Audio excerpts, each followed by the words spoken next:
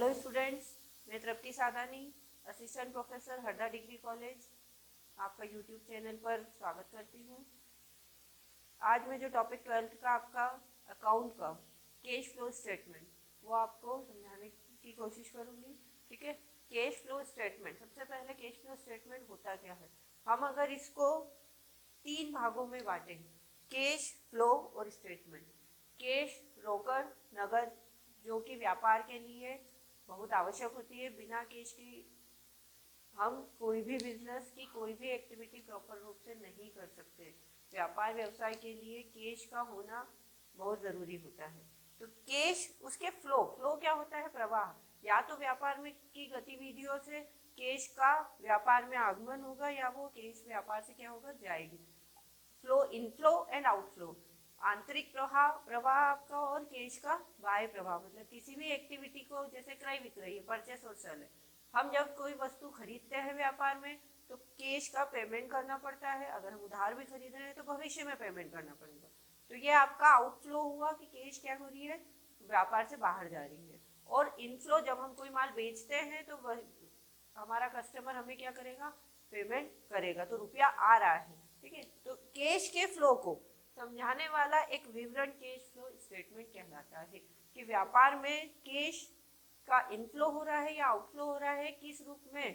Cash की जो proper statement हमारा बनेगा कि हमारा व्यापार का कैश फ्लो स्टेटमेंट किस प्रकार का होगा, वो हम इससे समझेंगे। ठीक है, कैश फ्लो स्टेटमेंट होता क्या है, तो नॉर्मल सी बात है, कैश के सभी इनफ्लो और आउटफ्लो, व्यापार की सभी प्रकार की गतिविधियों में, बिजनेस में हम जितनी भी प्रकार की एक्टिविटीज करते हैं, लेन देन करते हैं, सभी प्रकार के कार्य के लिए मौद्रिक मुद्रा का होना आवश्यक होता है। ठीक, तो मुद्रा क्या है, मौद्रिक ट्रांजैक्शन, सभी प्रकार के मौद्रिक ट्रांजैक्शन ही कैश को इंडिकेट करते हैं। तो उन किस प्रकार से उनका इनफ्लो और आउटफ्लो हो रहा है, व्यापार में इनफ्लो ज़्यादा है, आउटफ्लो ज़्यादा है, किस प्रकार की एक्टिविटी से हमारा नगद प्रभावित हो रहा है, उसका स्टेटमेंट कैश फ्लो स्टेटमेंट कहलाता है।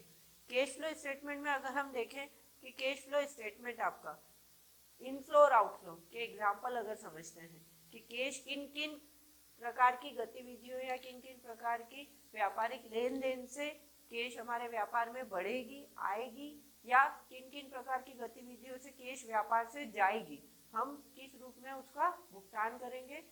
तो कैश फ्लो के अगर हम इंटरनल और एक्सटर्नल, इनफ्लो और आपका आउटफ्लो के एग्जाम्पल अगर हम देखना चाहें, तो हमारा कैश सेल सबसे पहले कि हाँ, आप विक्रय करेंगे तो हमारा रुपया व्यापार में आएगा।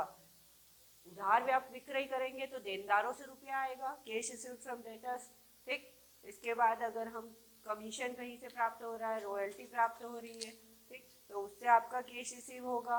अगर हम इन्वेस्टमेंट के रूप में कहीं से हमारे व्यापार में इन्वेस्टमेंट करवा रहे हैं, शेयर्स इशू कर रहे हैं, डिवेंचर इशू कर रहे हैं, जिसके माध्यम से रुपया आ रहा है कैपिटल के रूप में। ठीक है, तो लॉन्ग टर्म लायबिलिटीज जो होंगी हमारी, लोन के रूप में रुपया आ रहा है, आप लोन ले रहे हैं तो भी कैश आ रहा है, वो एक तरह से लायबिलिटी है, पर कैश तो व्यापार में इनफ्लो हो रहा है पूंजी के रूप में या आपके लायबिलिटीज के रूप में। बैंक लोन हुआ, अदर आपके एक्सटर्नल लोन्स हुए। ठीक है, इसके अलावा अगर आप कोई आपकी असेट्स है, फिक्स्ड असेट्स है, उनको आप अगर बेचते हैं तब भी हमारा कैश इनफ्लो होता है। ठीक, सभी प्रकार की संपत्तियों को बेचने से, सभी प्रकार के व्यापारिक माल को बेचने से, सेल और फिक्स्ड असेट्स का सेल, दोनों प्रकार के सेल्स में कैश इनफ्लो होता है। अगर हम पूर्वाधिकार अंश शेयर्स की बात करें, equity share, preferential share, debentures, ठीक है, ये सब हमारे लॉन्ग टर्म लायबिलिटीज हैं जिनको इशू करके हम पूंजी के रूप में कैश प्राप्त कर सकते हैं, नगद राशि प्राप्त कर सकते हैं। तो ये जो हमारे एग्जाम्पल थे, ये सभी प्रकार की गतिविधि, अब इसमें व्यापार के ऑपरेटिंग एक्टिविटी, संचालन से संबंधी भी आपके लेन देन हो गए, उसके बाद आपके विनियोग से संबंधी, इन्वेस्टमेंट से संबंधी भी लेन देन हो गए, और तीसरा आपके वित्तीय फाइनेंशियल आपके एक्टिविटीज से रिलेटेड भी लेन देन हो गए, जिनसे कैश व्यापार में आ रहा है। अगर हम कैश आउटफ्लो के एग्जांपल देखें कि किन किन कारणों से रुपया व्यापार से बाहर जाता है, तो सबसे पहला परचेस आपका, कि जब हम माल खरीदते हैं, चाहे वो नगद हो या उधार हो, तो हमें पेमेंट के रूप में कैश का भुगतान करना पड़ता है। तो आपका कैश आउटफ्लो के अगर हम एग्जांपल देखें तो cash purchase and cash paid to trade payables, trade payables में क्रेडिटर्स और बिल्स पेएबल बहुत आएंगे, ठीक है, उधारी विक्रय वाले। देन आपके जितने भी व्यापार को चलाने के लिए हम खर्चा कर रहे हैं, operating expenses, direct indirect both, सभी प्रकार के खर्चे, आपने एम्प्लॉइज रखे हैं, आप सैलरी दे रहे हो, आपका जो बिल्डिंग है व्यापार का वो किराए का है, आपने शॉप डाली है किराए की, आप रेंट पे कर रहे हैं, आप डिस्काउंट दे रहे हैं, ठीक है ना, मजदूर हैं आपके वेजेस पे कर रहे हैं, आपके कस्टमर्स आए हैं, आप उनको एंटरटेनमेंट के हिसाब से कोई एक्सपेंसेस कर रहे हैं, एडवर्टाइजिंग कर रहे हैं अपने माल को बेचने के लिए। तो सभी प्रकार के व्यापारिक एक्सपेंसेस, चाहे वो डायरेक्ट एक्सपेंसेस हो इनडायरेक्ट एक्सपेंसेस हो, बोथ ऑपरेटिंग एक्सपेंसेस, इनसे आप क्या होगा, आपका व्यापार में इन खर्चों का भुगतान आपको कैश में करना पड़ेगा। तो कैश आउटफ्लो का एक एग्जांपल आपका क्या हो गया कि हमारे व्यापार के सभी प्रकार के खर्चे। देन आप अगर हम इन्वेस्टमेंट जब हमारे व्यापार में कोई करता है तो कैश इनफ्लो होता है, अब हम कहीं इन्वेस्टमेंट करेंगे तो क्या होगा, कैश आउटफ्लो होगा, ठीक। तो विनियोगो हम इन्वेस्टमेंट करेंगे तो क्या होगा, आपका कैश आउटफ्लो होगा, ठीक है। इसके बाद फिक्स्ड एसेट्स को सेल करते हैं तो इनफ्लो, बेचेंगे तो आउटफ्लो, ठीक। स्थायी संपत्तियों को खरीदने पर क्या हो जाएगा, हम खरीदेंगे जब संपत्तियां, तब फिक्स्ड एसेट्स परचेस करने पर आपको पेमेंट करना होगा, चाहे आप कैश परचेस करें या क्रेडिट परचेस करें, पर पेमेंट भविष्य में होगा, पर रुपया जाएगा। आउटफ्लो का एग्जांपल हुआ शेयर्स इशू किए हैं तो शेयर्स को आप क्या कर सकते हैं, वापस पुनः क्रय भी कर सकते हैं, जिनको जनता को इशू किए थे तब रुपया आया था, हम अगर वापस से अपने शेयर इशू करे हुए शेयर वापस से खरीद लेंगे तो हमें भुगतान करना पड़ेगा। हमने प्रेफरेंशियल शेयर पहले इशू किए थे तो कैश इनफ्लो हुआ था, हम उनका रिडम्पशन करेंगे तो आउटफ्लो होगा, ठीक। डिबेंचर रिडम्पशन करेंगे तो आउटफ्लो होगा, ओके। तो आउटफ्लो के आपकी ये एग्जांपल्स हैं। इसके बाद अगर हम देखें कैश फ्लो इन्वेस्टमेंट में हमने देखा इनफ्लो और आउटफ्लो क्या होता है और किन किन एक्टिविटीज से ये होता है, ठीक।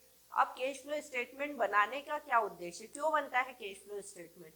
कैश फ्लो स्टेटमेंट हम अगर बनाना चाहें तो क्योंकि इसकी जो आवश्यकता है, हम भविष्य के लिए हमारा बजट बना सकते हैं, कैश बजट जो होता है कि इन फ्यूचर में हमारा नगद हमें व्यापार में कितना लगेगा, वर्किंग कैपिटल के रूप में हमको कितना रखना है, ठीक है। भविष्य में खर्चे हमारे किस आधार पर, आज के आधार पर हम खर्चे भविष्य में करेंगे, तो ये जो बजट है कैश बजट, उसको बनाने में कैश फ्लो स्टेटमेंट आपका सहायक होता है। कैश फ्लो स्टेटमेंट बनाने के उद्देश्य, इसको आप उद्देश्य बोल सकते हैं, इसके अलावा आपकी उपयोगिता, यूटिलिटी, महत्व, सभी प्रकार के पॉइंट्स में ये आ सकता है, ठीक। कैश बजट बनाने में सहायक, इसके अगर हम उद्देश्य देखें, महत्व देखें, तो सबसे पहला मेन इसका मोटिव रहेगा कि इसकी सहायता से, इसकी हेल्प से हम बजट तैयार कर सकते हैं, कैश बजट। देन शोधन क्षमता का अनुपात, बिजनेस की सॉल्वेंसी, बिजनेस की शोधन क्षमता का अनुमान हम कैश फ्लो स्टेटमेंट के आधार पर लगा सकते हैं, क्योंकि इसमें हमारे पास सभी प्रकार की कैश एक्टिविटीज का नॉलेज हमको इस स्टेटमेंट से मिलता है। देन थर्ड, कंट्रोलिंग में हेल्पिंग, कंट्रोल में हेल्प करेगा ये कि कौन सा खर्चा ज़्यादा हो रहा है उसको हम किस का आधार पर कंट्रोल कर सकते हैं और भविष्य में उसको हम कम कर सकते हैं, किस एक्टिविटी में कैश आउटफ्लो ज़्यादा हो रहा है ये देखेंगे कैश फ्लो स्टेटमेंट में और उसको फिर हम कम करने की कोशिश करेंगे। तो कंट्रोल में ये हेल्पफुल रहता है। नीति निर्धारण में सहायक, आप भविष्य के लिए कोई पॉलिसी बना सकते हैं कैश से रिलेटेड, कोई सी भी एक्टिविटी में, इन्वेस्टिंग हो, फाइनेंसिंग हो, सभी प्रकार की एक्टिविटीज़ के लिए आगे की पॉलिसी आप निर्धारित कर सकते हैं कैश फ्लो स्टेटमेंट की हेल्प से।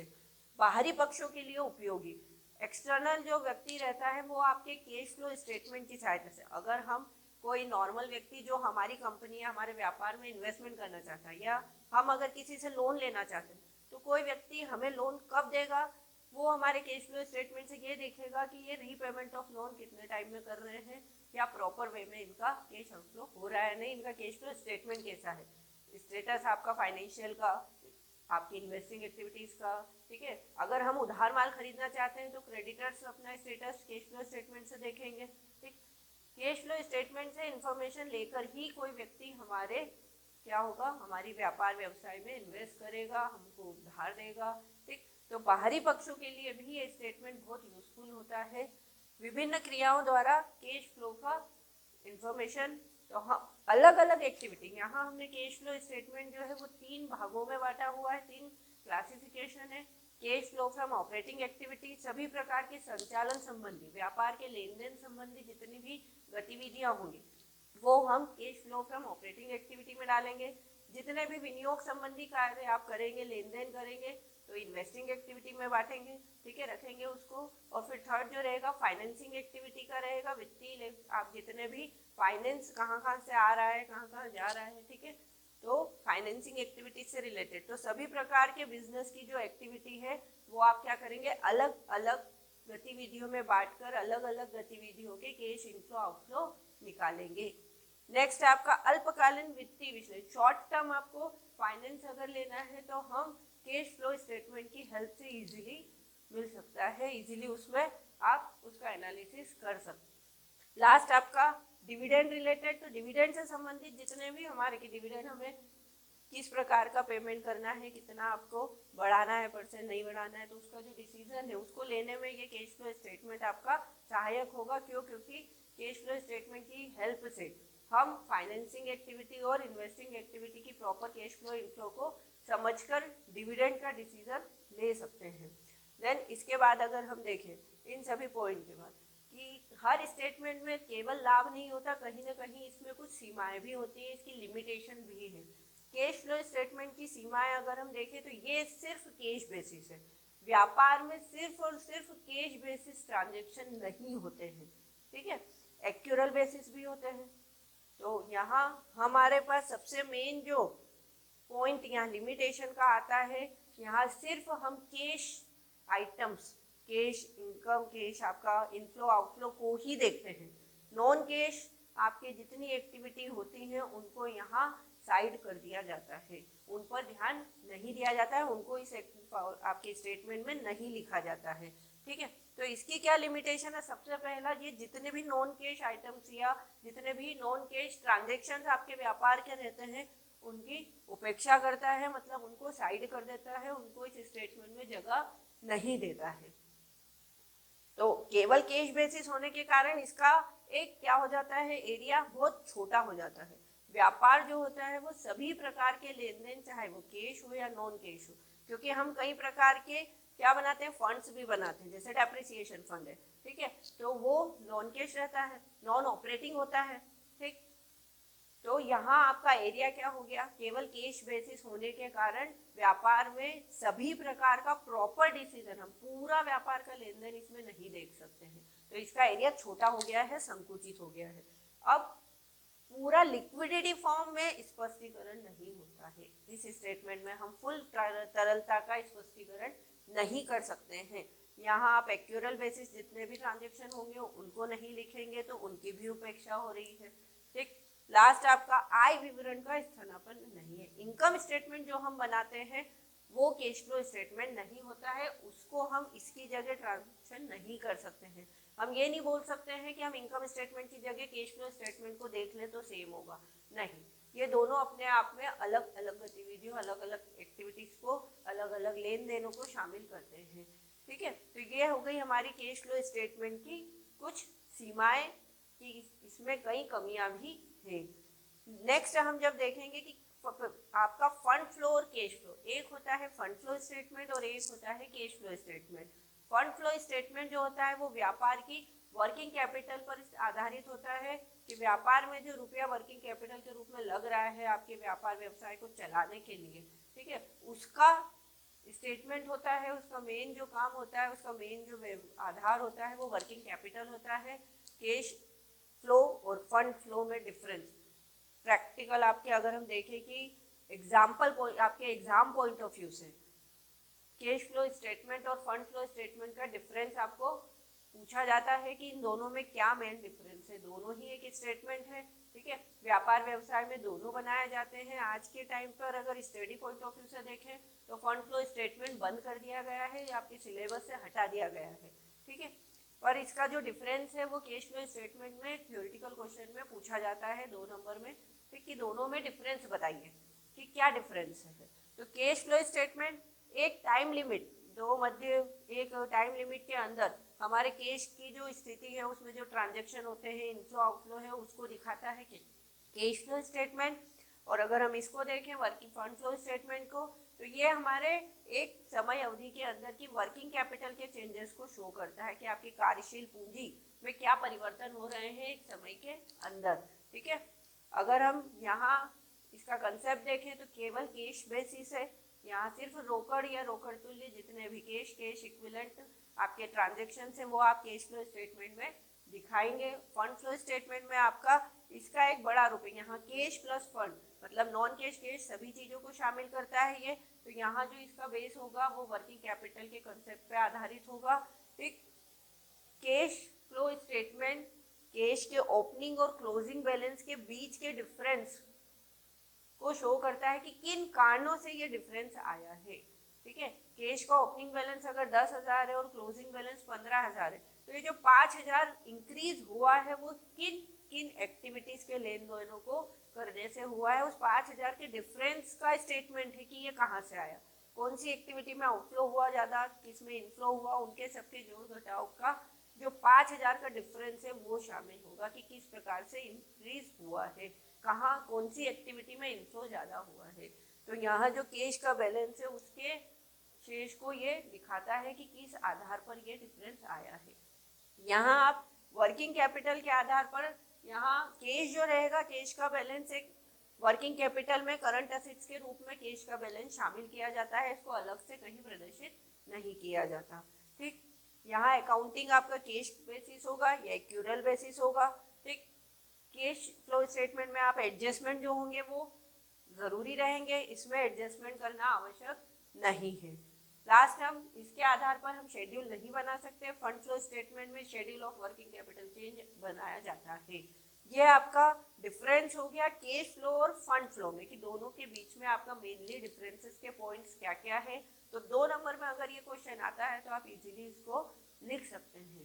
ठीक, cash flow statement accounting standard 3, accounting standard 3 में इसे 1 अप्रैल 2001 को रिवाइज किया गया। इसमें कुछ संशोधन किए गए कि किन किन संस्थाओं के लिए मैंडेटरी अनिवार्य रूप से लागू किया गया कि इसे बनाना अनिवार्य है।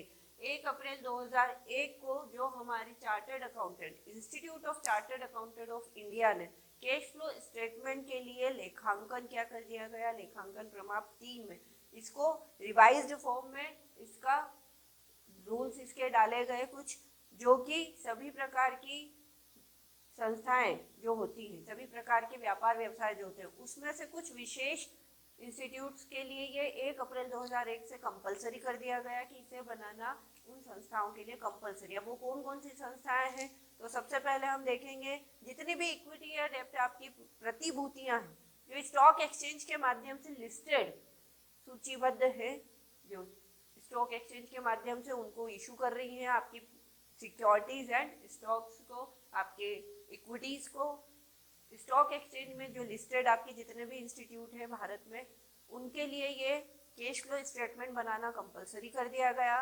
सेकेंडली हम देखें ऐसे जितने भी बिजनेस हैं जिनकी साल पूरे साल का टर्नओवर जो होता है सेल्स टर्नओवर वो अगर 50 करोड़ से ज़्यादा है, उनके लिए कंपलसरी होगा कैश फ्लो स्टेटमेंट हर साल बनाना।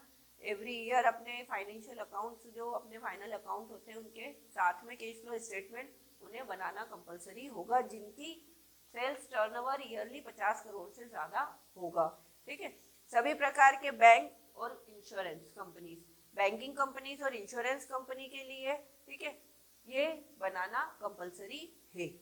अब अगर हम देखें कैश फ्लो स्टेटमेंट कितने प्रकार का है, इसका क्लासिफिकेशन एक स्टेटमेंट जो फॉर्मेट है इसका जिससे हम इसके को बनाना इजी होगा उसे हम 3 भागों में बांट सकते हैं। इसका जो क्लासिफिकेशन है, इसका जो प्रेजेंटेशन है फॉर्मेट का, वो प्रेजेंटेशन आप 3 फॉर्मेट में चेंज करेंगे, 3 भागों में बांटकर उसका आंसर लाएंगे।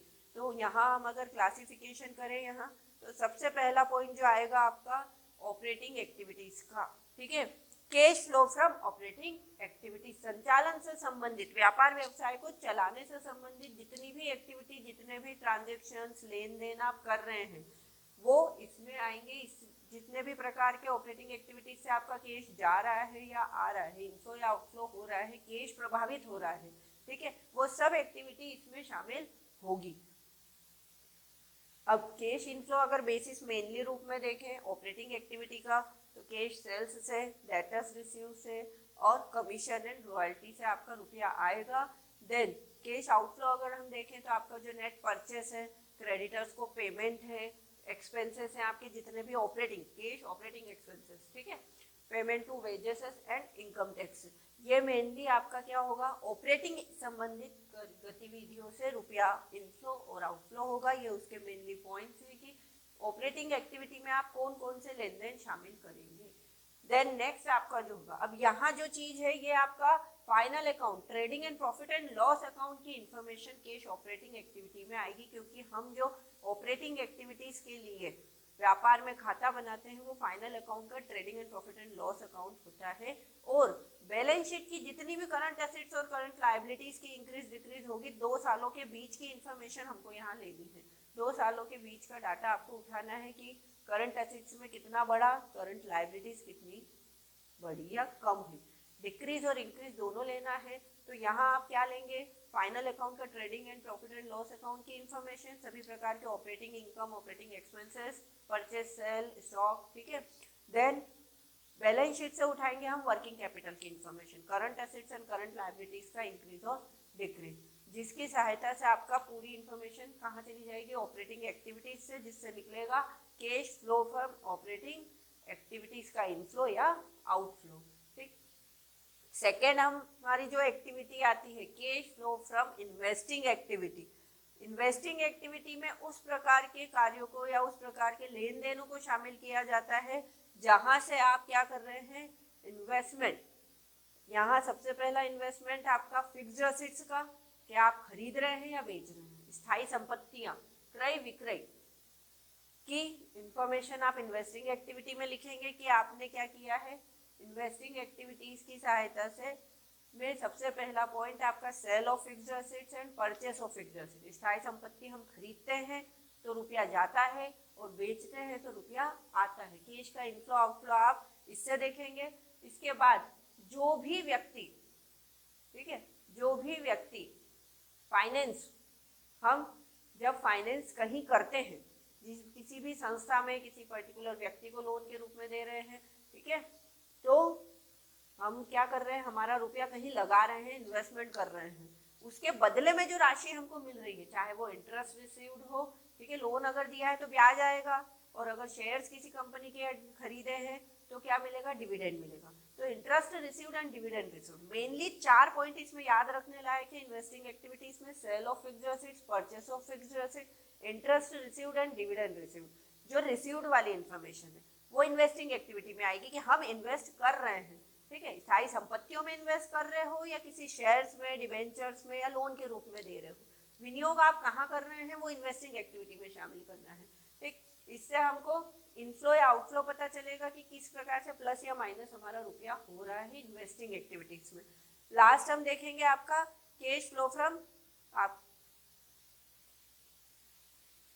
कैश का फ्लो आपका फाइनेंसिंग एक्टिविटीज का। सबसे लास्ट जो आपका एक्टिविटी होगा फाइनेंसिंग एक्टिविटी, फाइनेंस इकट्ठा करना। अब फाइनेंस हमारा कहाँ से आ रहा है, फाइनेंशियल एक्टिविटी में शामिल होगा। देखो, फाइनल अकाउंट के trading and profit and loss account और बैलेंस शीट की सारी इंफॉर्मेशन हमको जितनी भी कैश से रिलेटेड है वो सब इसमें अलग अलग एक्टिविटीज में शामिल कर दी जाएगी।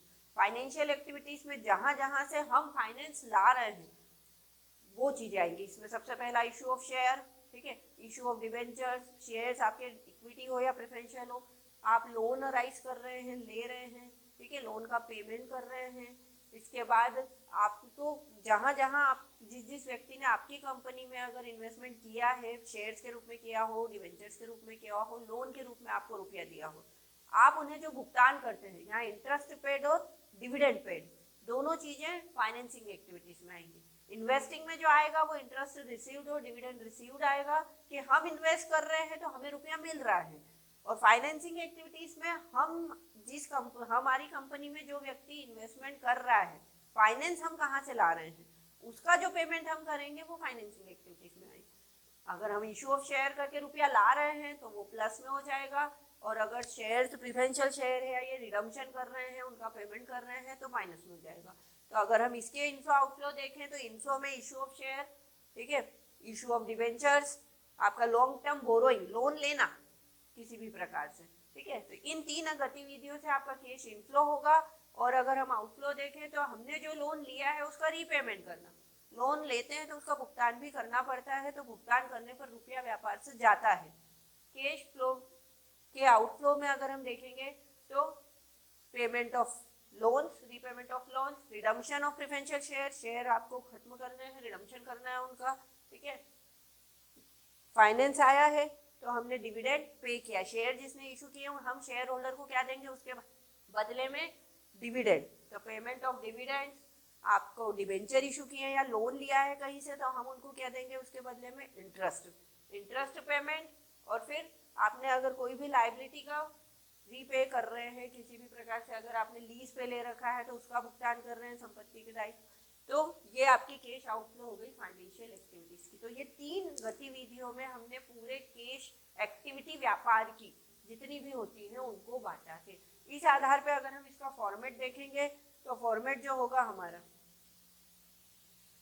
अब यहाँ पर फॉर्मेट में सबसे पहले ऑपरेटिंग एक्टिविटी को 2 प्रकार से बनाया जा सकता है, डायरेक्ट मेथड और इनडायरेक्ट मेथड। ट्रेडिंग अकाउंट की इंफॉर्मेशन अगर हमको प्रॉपर दे रखी है, सेल परचेस और, तो वो चीज़ें हमारी जो होंगी वो डायरेक्ट मेथड से होंगी कि हमारा व्यापार का ऑपरेटिंग एक्टिविटी का जो पार्ट है वो 2 प्रकार से बनाया जाता है, डायरेक्ट मेथड और indirect method. Cash flow statement में इन्वेस्टिंग और फाइनेंसिंग एक्टिविटी का जो फॉर्मेट है वो सेम चलता है।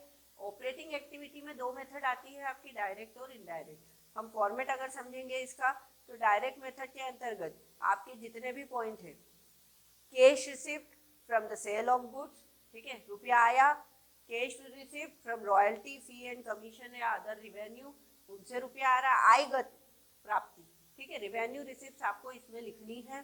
Cash payment to suppliers, goods और सर्विस आप पेमेंट कर रहे हैं क्रय का, ठीक है। Cash payment to behalf of employee, employee के बदले में आप अगर जो भी पेमेंट कर रहे हैं, भुगतान कर रहे हैं, खर्चे जो है आपके वो। Cash receipt and cash payment of an insurance enterprises, अब इसमें प्रीमियम क्लेम्स सब आ जाएंगे, ठीक है। आप कोई इनकम टैक्स पे कर रहे हैं वो आ जाएगा। उसके बाद जितने भी आपके अदर कॉन्ट्रैक्ट्स हैं या उनकी सहायता से अगर कोई रिसीव या पे हो रहा है कैश तो वो आ जाएगा। आप इसमें कोई भी चीज़ें आपकी ऑपरेटिंग एक्टिविटीज में ऑपरेटिंग इनकम एक्सपेंसेस आते हैं तो जितने भी नॉन कैश आइटम है वो यहाँ नहीं आएंगे, ठीक। तो ये चीज़ जो होगी डायरेक्ट मेथड में आपकी शामिल होगी। इसका जो फॉर्मेट रहेगा वो इस प्रकार से रहेगा कि आपका cash flow from operating activity, ये आपका डायरेक्ट मेथड का स्टेटमेंट का फॉर्मेट है। सबसे पहले कैश फ्लो स्टेटमेंट जिस भी कंपनी का हम बनाते हैं फॉर द ईयर एंडेड, किस साल के अंत में ये बना रहे हैं उसकी डेट, ऑपरेटिंग एक्टिविटी की सभी प्रकार की कैश रिसिप्ट, ठीक, जो भी हमने समझी है, जिसमें sales, debtors, commission, fees, royalty ये सब रिसीव है। अब कैश पे कहाँ हो रहा है, purchase, creditor, wages and operating activity, जितने भी खर्चे हैं आपके सैलरी, तो यहाँ सब कैश रिसिप्ट और कैश पेमेंट को जब हम माइनस करेंगे तो हमारा आएगा कैश जनरेटेड फ्रॉम ऑपरेशन। संचालन से संबंधित हमारा कैश कितना जनरेट हुआ, कितना आया, ठीक है। इसमें हम माइनस कर देंगे इनकम टैक्स, जो आपका व्यापार का आप टैक्स पे कर रहे हैं, ठीक। Extra cash flow from before क्या आ जाएगा, ये एक्स्ट्रा ऑर्डिनरी आइटम। अब इसमें जितनी भी अगर कैश फ्लो से रिलेटेड ऑपरेटिंग एक्टिविटीज की इंफॉर्मेशन कुछ एक्स्ट्रा ऑर्डिनरी रह गई है वो चीज़ें आप प्लस माइनस करेंगे तो आपका आ जाएगा answer proper, cash flow from operating activity. ये डायरेक्ट मेथड से सॉल्व होगा, ठीक। इन्वेस्टिंग एक्टिविटी में हमने आपको बताया था cash flow from investing activity, ये सेकेंड पार्ट आ गया। कैश फ्लो स्टेटमेंट को 3 भागों में बांटा है। पहला भाग आपने बनाया cash flow from operating activity की पूरी कैलकुलेशन करके हमने लास्ट आंसर लाया cash flow from net inflow है या आउटफ्लो है। अगर आंसर प्लस में आता है तो इनफ्लो और माइनस में आता है तो आउटफ्लो फ्रॉम ऑपरेटिंग एक्टिविटी, एक एक्टिविटी का आंसर है। देन सेकेंड एक्टिविटी हम सॉल्व करेंगे इन्वेस्टिंग एक्टिविटी, तो इसमें सभी प्रकार की सेल ऑफ फिक्स्ड एसेट्स, आपका इंटरेस्ट रिसीव, डिविडेंड रिसीव, जितनी भी इनफ्लो की इंफॉर्मेशन है वो लिख देंगे और हम जो परचेस कर रहे हैं फिक्स्ड एसेट्स, ठीक है, उसको माइनस कर देंगे। तो ये जो 4 मेनली इंफॉर्मेशन होती है वो इस इन्वेस्टिंग एक्टिविटी में आप शामिल करते हैं। उन चारों का प्लस माइनस करके हम क्या करेंगे, net cash flow from investing activity, विनियोग संबंधी गतिविधियों से आपका कैश इनफ्लो या आउटफ्लो, शुद्ध इनफ्लो आउटफ्लो कितना आया है, ये मेन आपका क्या हो जाएगा, आंसर हो जाएगा। अगर हम फाइनेंसिंग एक्टिविटी की बात करें, थर्ड टाइप ऑफ एक्टिविटी, तो हमने जो इनफ्लो और आउटफ्लो के पॉइंट्स पढ़े हैं कि हमारा इनफ्लो कैसे होगा फाइनेंसिंग में, issue of share, issue of debentures, long term borrowings, ठीक है, ये आपके प्लस के पॉइंट हो गए। माइनस में अगर हम देखें, आउटफ्लो में अगर हम देखें तो redemption of share and debentures, buyback of equity share, repayment of borrowing loans, interest paid, dividend paid, ये आपका हो गया पेमेंट का कैश आउटफ्लो का पॉइंट। तो हमारी कैश इनफ्लो और आउटफ्लो को फाइनेंसिंग एक्टिविटी की जो रहेंगी वो प्लस माइनस अगर हम करते हैं, जो ब्रैकेट है वो माइनस के आइटम्स है, ठीक है। तो हमारा क्या आ जाएगा, net cash flow from financial activity. इन तीनों एक्टिविटीज के जो मेनली आंसर होंगे उनको हम क्या करेंगे, जोड़ देंगे। जो आउटफ्लो है जो माइनस में आया है वो माइनस हो जाएगा, बचा हुआ प्लस हो जाएगा, ठीक है। तीनों आइटम, तीनों एक्टिविटी के आंसर आप प्लस करेंगे तो नेट इंक्रीज या डिक्रीज, प्लस में अगर आंसर आता है तीनों को जोड़ने के बाद तो इंक्रीज इन कैश हो जाएगा, और माइनस में अगर आता है तो डिक्रीज इन कैश होगा, कैश और कैश इक्विवेलेंट, ठीक। इसमें आप आपके क्या करेंगे, बैलेंस शीट में जो आपने करंट एसेट्स में कैश, बैंक या कैश इक्विवेलेंट कोई आपकी संपत्ति है, उन तीनों को cash in hand, cash at bank, long short term deposit, marketable security, ये जो चार संपत्तियां होती है वो कैश और कैश इक्विवेलेंट मानी जाती हैं करंट एसेट्स में। उसके ओपनिंग बैलेंस को आप यहाँ जोड़ देंगे तो आंसर आपका क्लोजिंग बैलेंस आएगा। मतलब आपके सवाल में कैश फ्लो स्टेटमेंट बनाने के लिए आपको फाइनल अकाउंट दिया हुआ रहेगा, वहाँ कैश फ्लो का बैलेंस शीट में असेट साइड जो कैश का ओपनिंग और क्लोजिंग बैलेंस दिया रहेगा, यहाँ आपका जो आंसर होगा वो कैश का क्या होगा, क्लोजिंग बैलेंस होगा, ठीक है। तो ये आपका cash flow statement direct method से हो गया, ये इसका फॉर्मेट है, ठीक है। तीनों एक्टिविटी इसमें शामिल है। इसी को अगर हम इनडायरेक्ट मेथड से करना चाहें तो ऑपरेटिंग एक्टिविटी में डिफरेंस आएगा, इन्वेस्टिंग और फाइनेंसिंग सेम चलेंगी, जितने पॉइंट हैं उसमें वही रहेंगे। तो आपकी जो ऑपरेटिंग एक्टिविटी है केवल हम उसको समझेंगे कि कैश फ्लो स्टेटमेंट अगर हम इनडायरेक्ट मेथड से बनाते हैं, मतलब आपके पास प्रॉफिट एंड लॉस अकाउंट की इन्फॉर्मेशन है अलग अलग, जिसमें आप क्या करेंगे, आपको करंट एसेट्स, करंट लायबिलिटीज की अलग अलग इन्फॉर्मेशन है, तो हम ऑपरेटिंग एक्टिविटीज क्या बनाएंगे, इनडायरेक्ट मेथड से बनाएंगे। इसमें आप नेट प्रॉफिट उठाएंगे, उसमें चीजें जोड़ घटाव करेंगे, ठीक। आपका नेट प्रॉफिट लिया, या अगर आपके बैलेंस शीट में प्रॉफिट एंड लॉस अकाउंट का ओपनिंग क्लोजिंग बैलेंस लिया है तो उसका बीच का डिफरेंस आपका मेन पॉइंट रहेगा, जिसमें आप अपने साल भर के जितने भी operating non operating income expenses जो हम शामिल करते हैं, जैसे propose dividend for the current year ये जोड़ देंगे, इंटरिम डिविडेंड आपने करंट ईयर में कितना पे किया है वो जोड़ेंगे, आपने जनरल रिजर्व में दिल्ली में जो ट्रांजैक्शन किए हैं, ट्रांसफर टू रिजर्व्स, ठीक है, प्रोविजन फॉर टैक्स साल भर का जो प्रोविजन है, ये सब चीजें आप इसमें शामिल कर देंगे। देन इसमें जो माइनस होंगे, ठीक है, अदर एडजस्टमेंट अगर हम देखें तो एडजस्टमेंट के रूप में जो चीजें इसमें शामिल नहीं थी, जैसे depreciation, interest, preliminary expenses, commission, goodwill return of, ठीक है, trademarks, copyrights, loss on sale of, ये सब चीजें आपकी एडजस्टमेंट की चीजें रहती हैं। उन सब चीजों को इसमें यहाँ इनडायरेक्ट मेथड में ऑपरेटिंग एक्टिविटीज के क्या करेंगे, हम एडजस्टमेंट को शामिल करते हुए बनाएंगे, तब हमारा आएगा operating profit before working capital change. अब वर्किंग कैपिटल में क्या हो जाएगा, करंट एसेट्स और करंट लायबिलिटीज की जो बैलेंस बीच के डिफरेंसेस है, इंक्रीज और डिक्रीज की इंफॉर्मेशन आपको प्लस माइनस करना होगा। इनडायरेक्ट मेथड में कैश फ्लो स्टेटमेंट का जो ऑपरेटिंग एक्टिविटी का फॉर्मेट है वो थोड़ा बड़ा हो जाता है, क्योंकि यहाँ हमको पूरी इंफॉर्मेशन दी हुई रहेगी। अगर लाभ हानि खाते की बैलेंस शीट में करंट एसेट्स, करंट लायबिलिटीज की, तो जितनी भी संपत्तियां अगर कम होती हैं तो जोड़ेंगे, दायित्व अगर आपके क्या होंगे, बढ़ेंगे तो जोड़ेंगे, increase in current liabilities and decrease in current assets add होगी, और इसके opposite increase in current assets and decrease in current liabilities minus होगी। तो इन संपत्तियों, सभी प्रकार की चालू संपत्ति और चालू दायित्वों के इंक्रीज डिक्रीज को हम प्लस माइनस करेंगे, तब हमारा कैश जनरेटेड फ्रॉम ऑपरेशन आएगा, ठीक है। देन इनकम टैक्स माइनस करके आपका एक्स्ट्रा ऑर्डिनरी का आंसर, और फिर ये आपका आंसर आ जाएगा cash flow from operating activities का। मेन जो डिफरेंस है इनडायरेक्ट और डायरेक्ट मेथड में, वो आपका trading and profit and loss account की इंफॉर्मेशन पर है कि आपको सवाल में किस प्रकार की इंफॉर्मेशन दी है, ठीक है।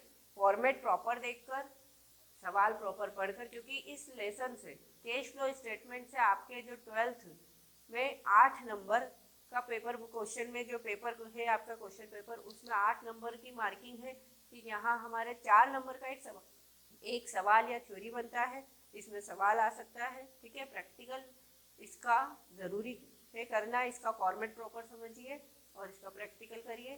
देन 2 नंबर की एक क्वेश्चन बनता है और ऑब्जेक्टिव्स दो नंबर में जाइए। ठीक है, तो इस तरह से 8 नंबर में इस लेसन को हमने बांटा है। तो कैश फ्लो स्टेटमेंट का फॉर्मेट, कैश फ्लो स्टेटमेंट की थ्योरी, इसमें आप इस वीडियो से क्लियर हुआ होगा। Thank you.